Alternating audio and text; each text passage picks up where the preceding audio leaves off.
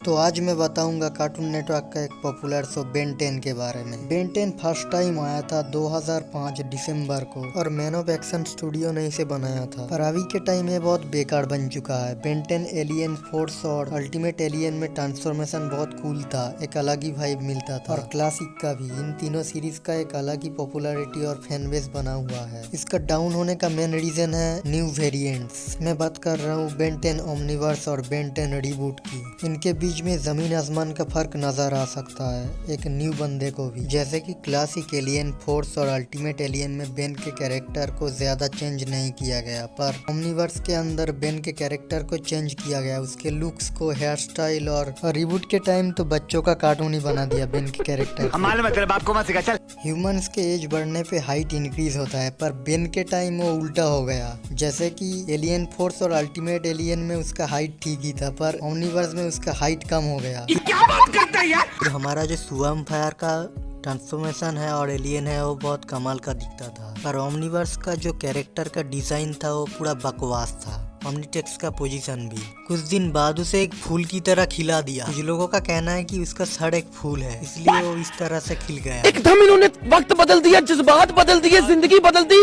एक fan favourite alien humongous, और जो पहले अपना साइज इंक्रीज कर सकता था, ये बहुत कूल और ऑसम दिखता था, पर ओमनीवर्स में उसे पूरा बदल दिया गया। लुक्स भी चेंज कर दिया और उसे एक बेल्ट पहना दिया, जैसे कि वो मिलिट्री स्कूल भर्ती होना चाह रहा है सोल्जर बनने के लिए, या उसे वो चुरा के लाया है और सुपरमैन की चड्डी पहना दी। कुछ लोग कहने लगे कि ये क्लोथिंग फीचर है, पर पहले तो वो नहीं था, तो वो चीज नहीं दिखता था। समझ रहे हो?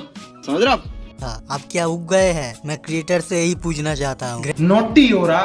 ग्रैंडपा मैक्स का कैरेक्टर क्लासिक से लेकर अल्टीमेट एलियन तक ठीक ही था, पर ओमनीवर्स में उसका आईबॉल सी गायब है। उसे पोकेमोन का ब्रॉक बना दिया जो एक चाइनीज है, और एल्बिडो को इधर बच्चा बना दिया। एल्बिडो भी बोल रहा होगा साला मेरी गलती क्या थी।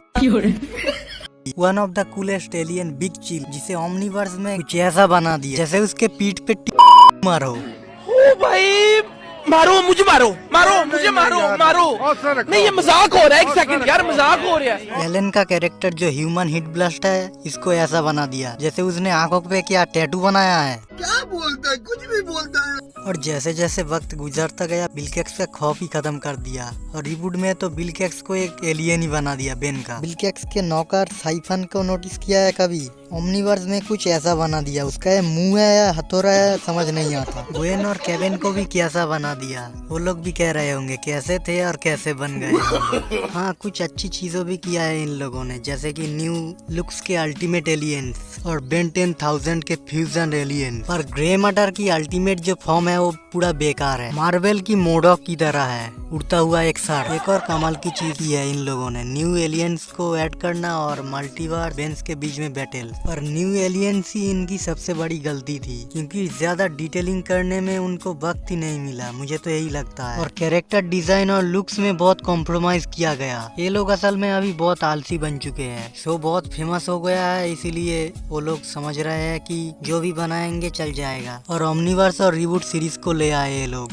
रिबूट सीरीज को असल में लाया गया था बेन 10 की टॉयज सेल करवाने के लिए, पर इन पे ही भारी पड़ गया, क्योंकि सीरीज पूरा फ्लॉप था। स्टोरी में कोई दम नहीं था, और डिजाइन की क्या ही बात करूं। पहले 2 साल बाद ही बेन 10 का न्यू सीरीज आ जाता था, पर अभी 2016 को रिबूट सीरीज शुरू हुआ और अभी भी वही चल रहा है। इसका सिर्फ एक ही सोल्यूशन है, अगर वो लोग बेन 10 अल्टीमेट एलियन या एलियन फोर्स जैसा डिजाइन फिर से ला पाए तो शो फिर से चलने लग जाएगा। तो आप लोगों को क्या लगता है कमेंट्स में बताओ। तो आज के लिए गुड बाय एंड सायोनारा।